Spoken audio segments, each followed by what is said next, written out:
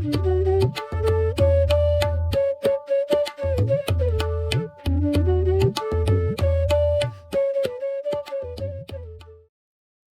to the course Asia 353, Introduction to Hindi Film. This week's topic is courtesan culture in Bollywood.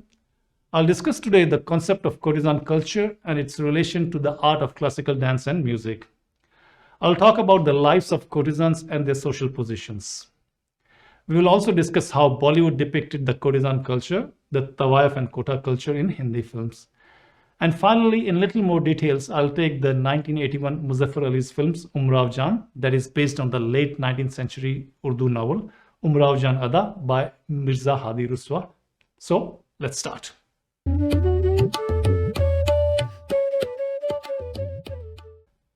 The courtesan culture in India has a very long history.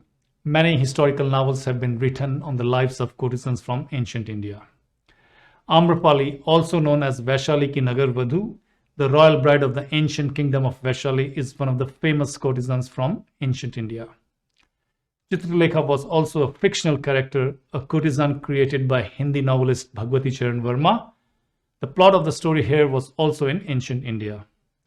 The courtesan culture continued in the medieval India. Before we go further and discuss the medieval courtesan culture, I would like to mention and define few Urdu words here. I'll be using these words in the lecture frequently. Tawayaf. Tawayaf is a courtesan girl. Kotha. Kotha is a house where Tawayafs live with other Tawayafs and the main lady of the house. In Kotha, Tawayafs entertain their clients. Mujra. Mujra is a gathering in Kotha where singing, dance and poetry recitals take place for the elite and the patrons of the Tawayafs. In pre-colonial India, the Kothas, the Tawayafs, have played an important role in preserving the art of classical dance and music. The Kotha, the Tawayafs, the Mujra culture was a significant part of the elite lifestyle. The aristocrats, the royalty, the Nawabs, they used to frequent these Kothas to admire the art of classical dance, music and poetry recital. The entire courtesan culture had an important place in the lavish, decadent life of the elites.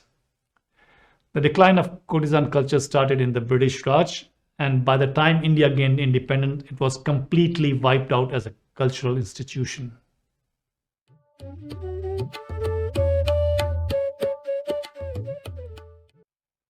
The courtesans, as I mentioned, were the girls who lived in Kotha and entertained the elites with the singing and dances, the Mujra. But there is more to the concept of Tawayaf than simply conducting Mujra for the high classes of the society, the elites.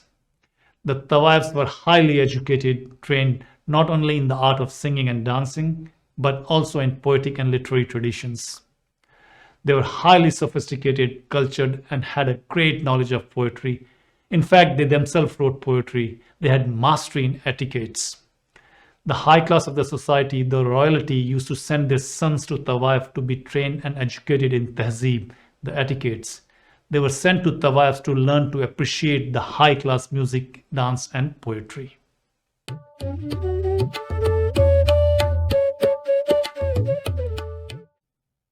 At the time when the majority of women folk in the society was not educated, they were in fact illiterate and had very few rights. These Tawayafs had control over their own destinies.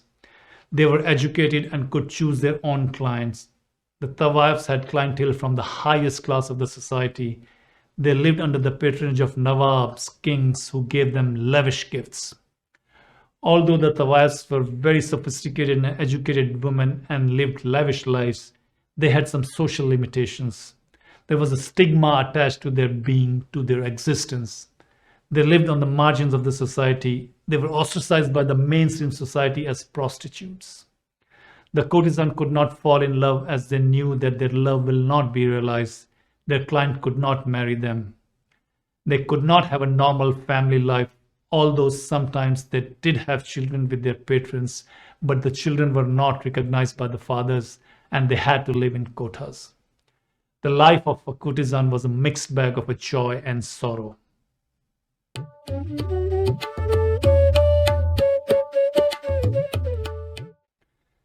The Hindi film industry has not ignored this cultural institution. In fact, Bollywood has paid tribute to this carrier of the unique Indian cultural heritage by frequently making films on them. Mughal-e-Azam, Pakiza, Umrao Jaan, Devdas, Kalank are the few big names that portrayed Courtesan culture through the film media. Let's now talk about this week's film, Umrao Jaan. The usual spoiler alert, please watch the film before watching this video further.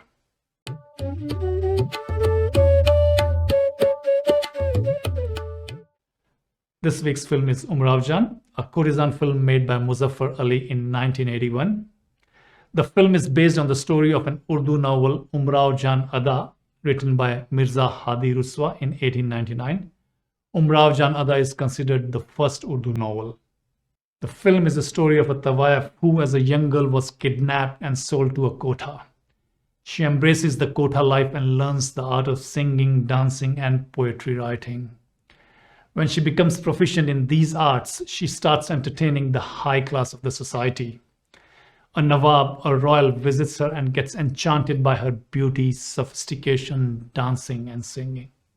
They both fall in love with each other, but the love is destined to be a failure as the society is not ready to accept the love between a royal and a Tawayaf. The story has other twists and turns, and it finishes as she goes to her native place and meets her mother and younger brother. They do not accept her as she is a Tawayaf, and it is stained to their social position, and she returns back to the Kotha. As much as the film is a story of Umrao Jaan, the film is also a documentary evidence of the courtesan life. The film beautifully depicts the lavish life of courtesans and their Kothas. It also depicts the hard work a courtesan girl puts to learning, singing, dancing, and poetry writing.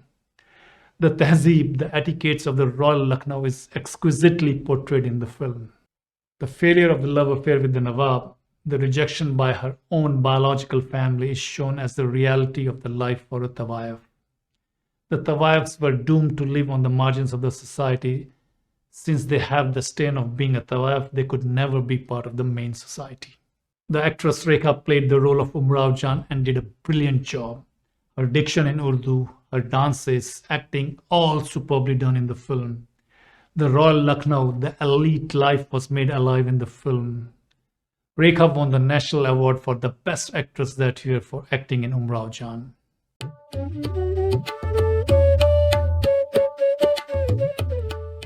Umrao Jaan has become some kind of a mythical figure. Many directors have made films on the story of Umrao Jaan. Before Muzaffar Ali's Umrao Jaan in 1981, there were already 3 films made in Hindi Urdu. In 1958, the film Mehendi, and also in 1958, another film Zindagi Ya Tufan were made in India. In 1972, a Pakistani director Hassan Tariq also made a film under the name Umrao Jaan Ada. Again in 2006, in Bollywood, J.P. Datta made another film with Aishwarya Rai on the story of Umrao Jaan. In 2003, a Pakistani television series was also made on the life of Umrao Jaan. Different renderings of the story of Umrao Jaan has made her a cultural figure. The stories in different renderings sometimes differ significantly. However, all of them remind the viewers of the lost heritage of the aristocrat culture.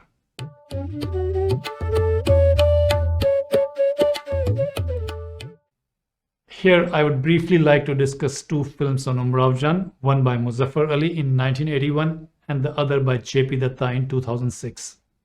The 1981 Muzaffar Ali's Umrao Jaan with Rekha had set a very high standard for any future rendering of the Umrao Jaan story. The impeccable direction by Muzaffar Ali, the brilliant acting by Rekha, Farooq Sheikh, Nasiruddin Shah, Raj Babbar and others. The very authentic and lavish sets made the entire experience unique and enjoyable. On the other hand, the 2006 J.P. Datta's was also a decent attempt but could not match Ali's Umrao Jaan. The diction by Abhishek Bachchan was rather poor, but Aishwarya Rai did do a pretty decent job as Umrao Jaan. The direction made the story a little over-the-top melodramatic. In my personal opinion, Muzaffar Ali's Umrao Jaan was not simply the story of a courtesan girl, but it was a portrayal of a life of courtesans in general. J.P. Datta's Umrao Jaan was mainly the love story of the protagonist. The depiction of the courtesan life was secondary to the story. The scenes showing cathartic episodes made the story more of a love story than a courtesan life story. However, both films bring the nostalgic feeling for the pre-colonial, the medieval India. Please watch the film if you haven't and also do the readings. We will do the discussion on the film when we meet.